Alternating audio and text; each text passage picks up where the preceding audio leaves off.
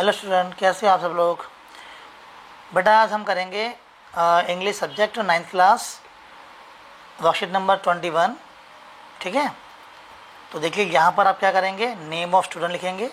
ठीक है, यहाँ करेंगे name of the class teacher. ठीक है, आगे देखें अब हम क्या करने वाले हैं। देखो, hello students, we learn to change the sentence of request return in the direct speech to reported speech. यानी कि हमने पिछली क्लास में, पिछली वर्कशीट में सीखा था कि स्पीच को कैसे चेंज करते हैं, डायरेक्ट स्पीच को इनडायरेक्ट स्पीच में कैसे बदलते हैं। ठीक है ना, तो उसी प्रीवियस टॉपिक की बात इसने पहले यहाँ की है। और यहाँ लिखा है, do you remember that a request is a polite way of asking someone to do something for us. और आपको याद होगा कि हमने ना सीखा था कि ना रिक्वेस्ट जब हम करते हैं तो हम किस प्रकार से पोलाइटली से हम किसी व्यक्ति को बोलते हैं किसी काम को करने के लिए। ठीक है ना, ये हमने सब सीखा था पीछे। ओके, आज हम देखेंगे, अगर if someone tells us directly to do something it is an order. देखिए, हमने पहले जो सीखा था वो तो था रिक्वेस्ट करने में। ठीक है ना, रिक्वेस्ट करने में करना, पोलाइटली बोलना था। ठीक है, लेकिन अब जो हम सीखने जा रहे हैं आज, उसमें ऑर्डर है। यानी कि जब आप किसी को कुछ करने के लिए कहते हैं ना, और वो भी डायरेक्टली कह देते हैं करने के लिए, तो वो ऑर्डर बन जाता है। ठीक है ना, तो आप इस टाइप के सेंटेंस सीखने जा रहे हैं, स्पीच सीखने जा रहे हैं। और इस तरह के सेंटेंस में आपको उसको बदलना होगा, स्पीच को, डायरेक्ट स्पीच को इनडायरेक्ट स्पीच को बदलना होगा। कैसे बदलेंगे वही मैं बताने जा रहा हूँ आपको। तो देखो, read the words given below. देखिए नीचे वर्ड दे रहा है, circle those which you think are related to directly telling someone to do something. तो देखिए वर्ड है, जब हम किसी से कुछ कहते हैं, जैसे वार्न में, बैग में, ऑर्डर में, कमांड में, रिक्वेस्ट में, आस्क में, फॉरबिड में। यानी जब हम किसी को चेतावनी के रूप में कहते हैं, जब हम किसी से कुछ मांगने की कंडीशन में कहते हैं, बैग हो गया। जब किसी को आज्ञा देने में कहते हैं, ऑर्डर में हो गया। कमांड में जब हम किसी को कमांड देते हैं, मतलब कि एक बड़ा ऑर्डर होता है कमांड, जो एक जैसे एक सपोज कि एक कमांडर है और वो अपने आर्मी को ऑर्डर करता है, वो कमांड दे रहा है उसको। ठीक है ना, या हम किसी को रिक्वेस्ट करते हैं या कहते हैं।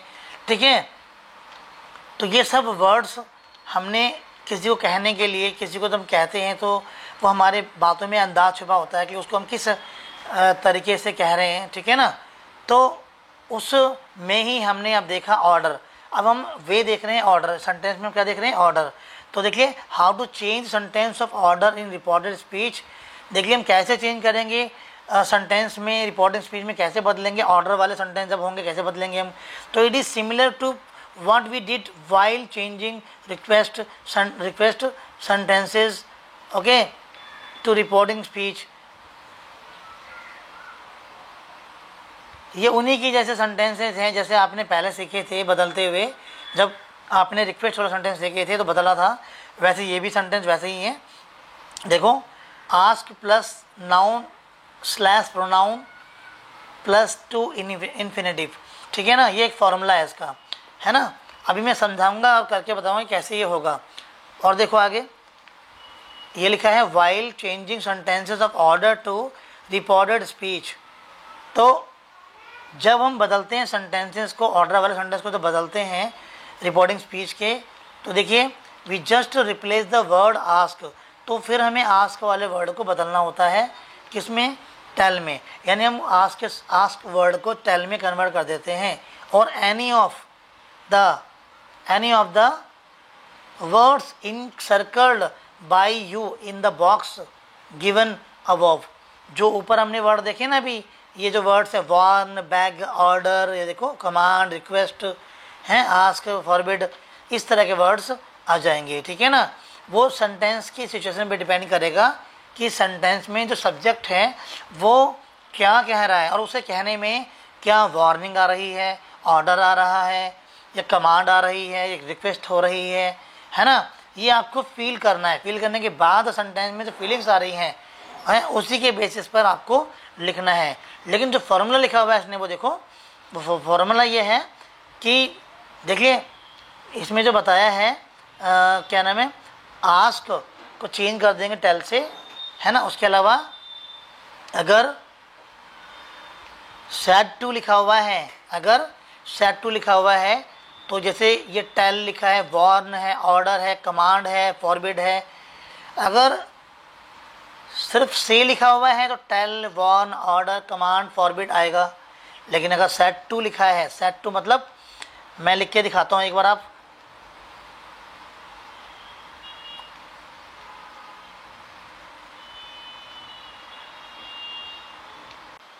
अब देखिए इन्वर्टेड कॉमा आएगा तो आप क्या लगाएंगे, इसके जगह पर टू लगाएंगे, ठीक है ना। अगर सेड आएगा लिखा हुआ, ठीक है, सेड मैं थोड़ा लिख रहा हूँ तो आप समझ लीजिएगा, सेड आएगा या सेड टू होगा तो उसको हम टोल्ड में बदलेंगे, ठीक है ना। उसके अलावा अगर सेंटेंस में फीलिंग्स आ रही हैं तो जैसे वॉर्न की फीलिंग्स आ रही हैं तो वॉर्न कर लीजिएगा या ऑर्डर्ड कर लीजिएगा, है ना। यानी कि ईडी यानी थर्ड फॉर्म में लगा लीजिएगा आप, ठीक है ना,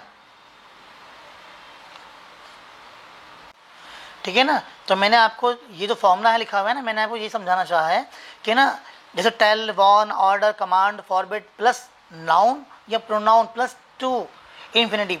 तो मैंने आपको ना सिर्फ ये बताया था कि जो सेट या सेट टू होता है तो वहाँ टोल्ड तो लगता ही लगता है, लेकिन अगर सेंटेंस में ये आ रहा है कि सेंटेंस में जो सब्जेक्ट है वो वार्निंग दे रहा है या ऑर्डर कर रहा है और सेट टू लिखा हुआ है, तो सेट टू को फिर आप अगर वार्निंग आ रही है तो वार्न में बदल देना, है ना, ऑर्डर्ड में बदल देना, कमांडेड में बदल देना, फॉरबिडन में बदल देना, यानी इस तरह से आप चेंज कर लीजिएगा, ठीक है ना।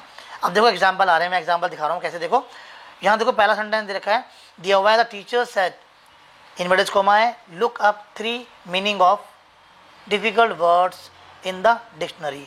देखो अब यहाँ टीचर ने ना जो है कहा, टीचर ने कहा कि ये ना मीनिंग देखो, इस डिफ़िकल्ट वर्ड्स की मीनिंग देखो डिक्शनरी के अंदर, है ना, ये दिया हुआ है। तो यहाँ पर नॉर्मल सेंटेंस है ये वाला, और नॉर्मल सेंटेंस के अंदर यूँ तो आगे हो सकती है सेंटेंस के अंदर, लेकिन आप इसका जो आंसर बनाएंगे द टीचर टोल्ड, ठीक है ना, और टीचर ने किससे कहा होगा, हमसे कहा होगा, नहीं बच्चों से कहा होगा उसने, तो द टीचर टोल्ड अस। देखो यहाँ पर कहीं लिखा नहीं है कि किससे कहा उसने, तो आप चाहो तो यहाँ टोल्ड अस, यहाँ पर अस लगा सकते हैं, या चिल्ड्रन भी कर सकते हैं, the teacher said to children भी कर, सेड टू की जगह पर टोल्ड चिल्ड्रन भी कर सकते हो, ठीक है। यहाँ पर द टीचर टोल्ड अस आया है, आप चिल्ड्रन भी कर सकते हो।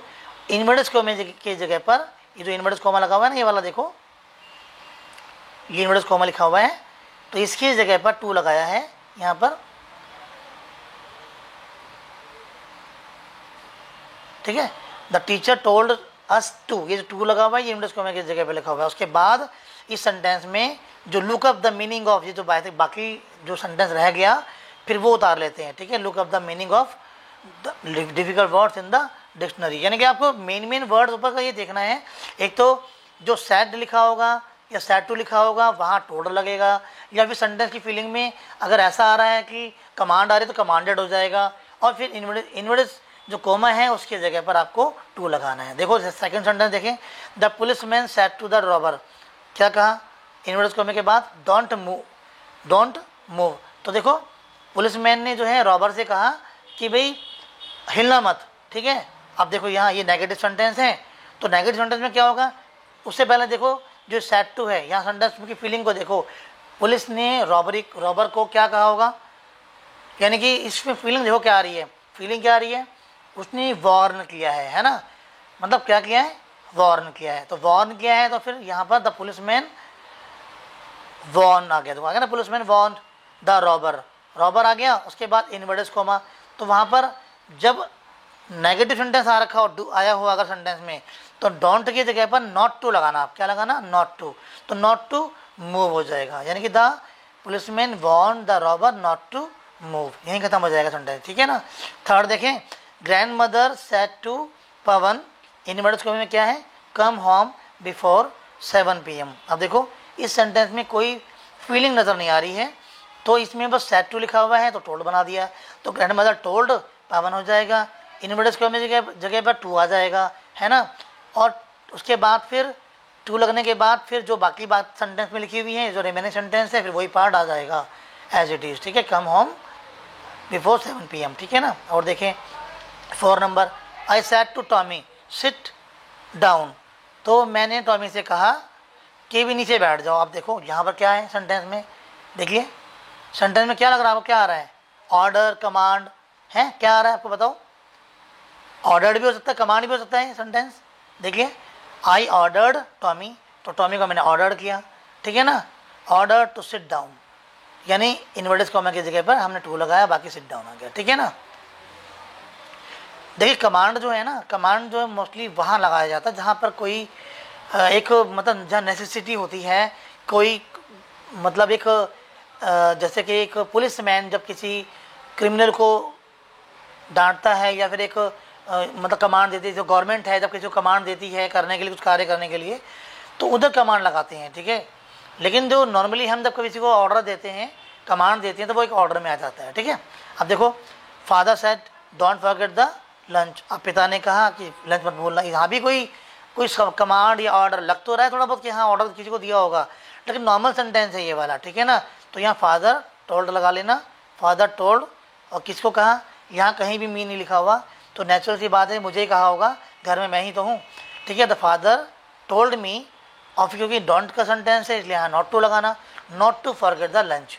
देखो father told me not to forget the lunch. ठीक है ना। अब इसके जो अनसॉल्व है वो मैं आपको सॉल्व करके बताता हूँ। ठीक है ना।